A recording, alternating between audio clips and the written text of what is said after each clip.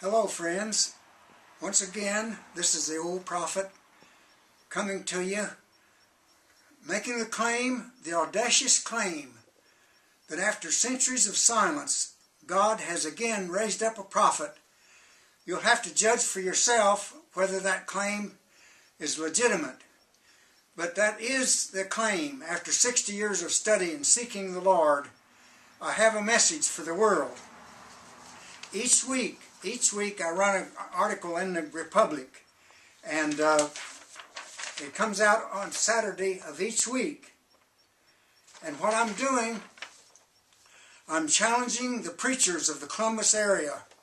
I've reached out to them for over 20 years, challenging them to debate me on the main subjects of their denominational religion.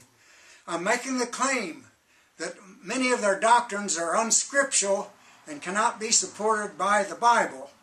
And I'm challenging them to debate me, which so far they have refused. This week I sent out this letter I'm going to read to you. I sent it out to 21 of the ministers of this community, and I've had no response from them. Here's the letter. Reverend X, in the name of Christ and with His authority, I am challenging you to defend your doctrines in discussion with the old prophet via YouTube on my website.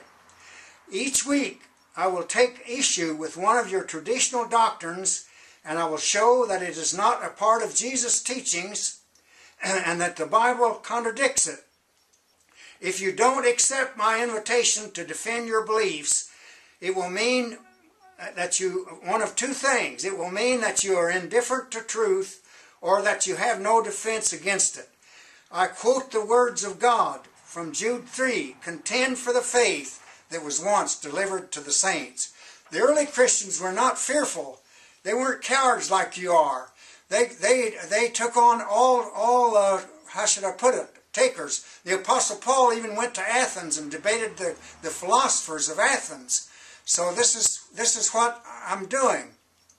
This is the first in the series of my discussions that I hoped there would be a give and take, which it isn't.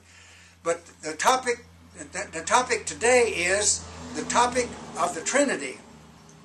First of all, friends, the Trinity is not mentioned in the Bible. There's no reference in the Bible to the Trinity, and the first time it was mentioned by name, I'll have to use some of my notes here. The first time it was mentioned by name, well, let me go back a little bit. What is it? What is the essence of my message? The essence of my message is that it's the teachings of Jesus that are important. It's not the extra baggage and all the extra doctrines and everything that was added later. And my proof for this is the actual words of Christ. As an example, John 6:63, the words that I speak unto you, they are spirit and they are life. In other words, someone has said, be totally committed to the actual teachings of Jesus. As for all the rest, be totally uncommitted. You don't need all this extra baggage was added centuries later. Another text that has much meaning for me, John 8:51. If anyone obeys my teachings, he shall never die. Do you want to live forever, my friends? The formula for it is in the teachings of Jesus. It's not in the doctrines and in the later additions that were put on there by the church fathers. So it's time, my friends, to strip away all this extra baggage. All it does is confuse the situation.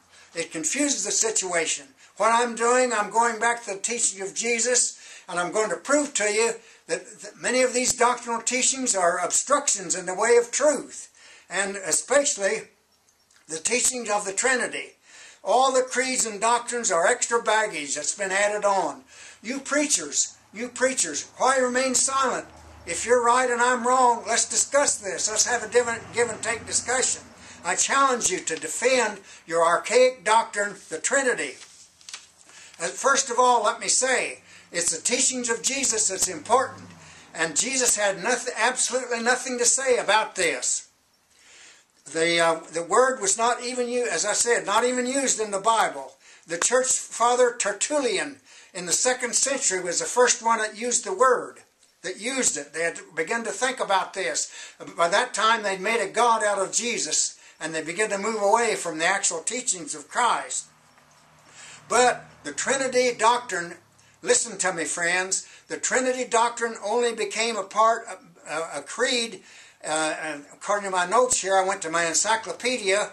It was in the late 4th century that the Trinity doctrine became official doctrine. It was in the Athanasian, A-T-H-A-N-A-S-I-A-N. It was in the Athanasian Creed that it became official. Now, I've done a lot of thinking on this, friends, for many years. And I want to relate to you a conversation I had with a young Muslim many years ago. I was a fundamentalist at that time, carrying a Bible and a holster on my belt. And we had an in-depth discussion of Christianity and the teachings of Jesus. And he said to me, yes, Jesus was a great teacher. But he said, you'll never make a Christian out of me. And I said, why is that? And he said, we all know there's only one God, but you Christians have three. At that time, I had no argument against him. I had to listen to him. He went on to say, you teach that God died on the cross. He said, that's blasphemy. He said, God cannot die. God is immortal and eternal. If God would die, the whole universe would collapse into a black hole. And in the many years that's intervened since then, I've done a lot of thinking. And being honest with God, I've had to move away from a lot of those fundamentalist doctrines that I believed at that time. Now, as I said, it's not taught in the Bible. If you preachers differ with that, let's have a discussion. I'll put you on my website here and we'll have an in-depth discussion. Okay, let me give you some Bible. My teaching, my thoughts and my teaching, didn't come out of the air, friends. I went back to the Bible. The Bible is my authority, and I'm quoting the Bible here. The teaching of the Trinity is in complete contradiction to the Bible itself. Let me give you a quote here, Matthew 19:17. The words of Jesus to the rich young ruler that tried to deify him. He said, why do you call me good? There is only one that is good, that is God. The key word here is one. There's only one that's good. There's only one God. There's only one that's good, that is God. Like the young Muslim said, there's only one God. You Christians have three. The Muslims and the Jews never made that mistake. They're still monotheists.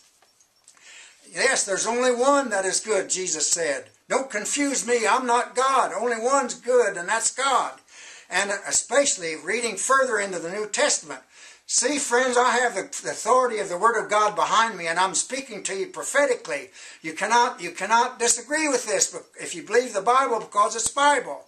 Yes, Jesus said only one is good, and that's God. Let me give you another text. Mark 12:29. Listen to this, friends. Hear, O Israel, the Lord our God is one. The Lord our God is one. You Trinitarians, if you had a text that said the Lord our God is three, you'd have a perfect proof. But Jesus didn't say that. He said the Lord our God is one.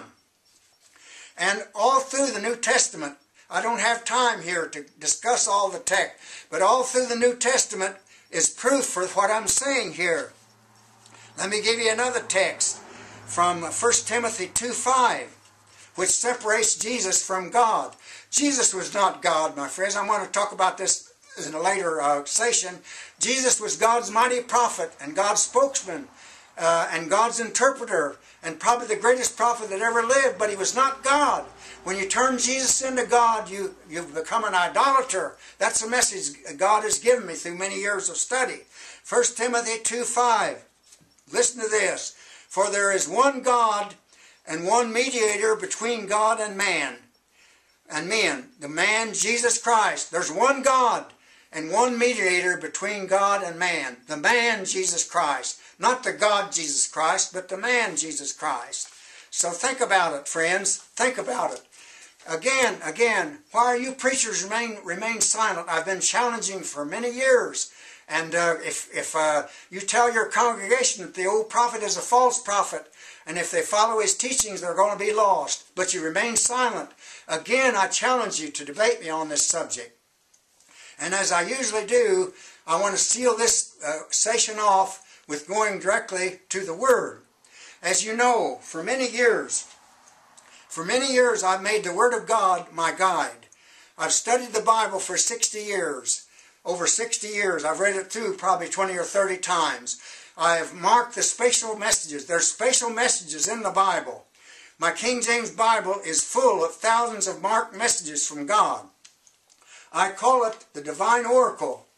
And these messages in the Word of God, it covers all kinds of information. I've assigned a number to each one. And I have a number for each one of the messages in the Word of God. And I want to seal this session off with going back to the Word of God and see. Now there's thousands of messages in the Bible. It may be that the chance will govern this. It may be just general counsel that comes out of the Bible. Sometimes that's the way it is. But sometimes when I go back to the Bible like this, it's further knowledge on the subject I've just been talking about. So what is your message today, my Lord? All right, the number I'm going to go to here and see if God is speaking specially to us on this subject is 902. 902.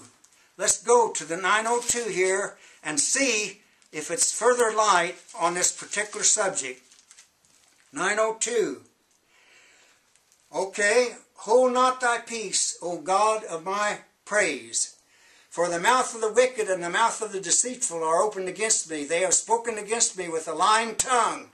They have compassed me about also with words of hatred and fought against me without a cause. For my love, they are my adversaries, and so forth. And they have rewarded me evil for good. All right, I can apply this to this. I've been speaking to this community for over 20 years. And believe it or not, friends, they even wrote up an ordinance against me for witnessing on the street. They've had me in jail 6 times. 6 times for witnessing on the street. They chalked up $14,000 in fines against me for witnessing on the street, which I never paid a dime of. And what is it saying?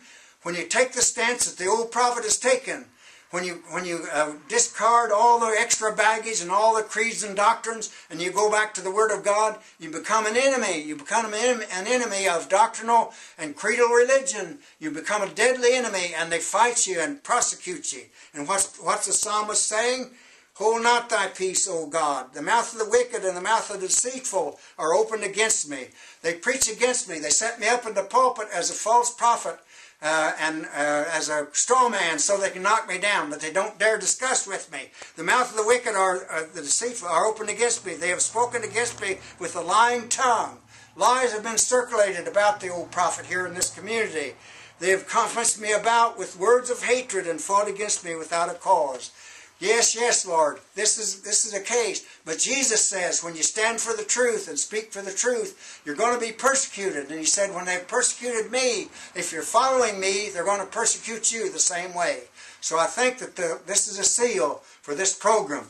Again, the old prophet is speaking God's truth. I challenge you, if you think he's in error, I challenge you to debate me on this subject. We'll put it on my website and we'll have an honest, open debate on this subject and other subjects that will come up in the future.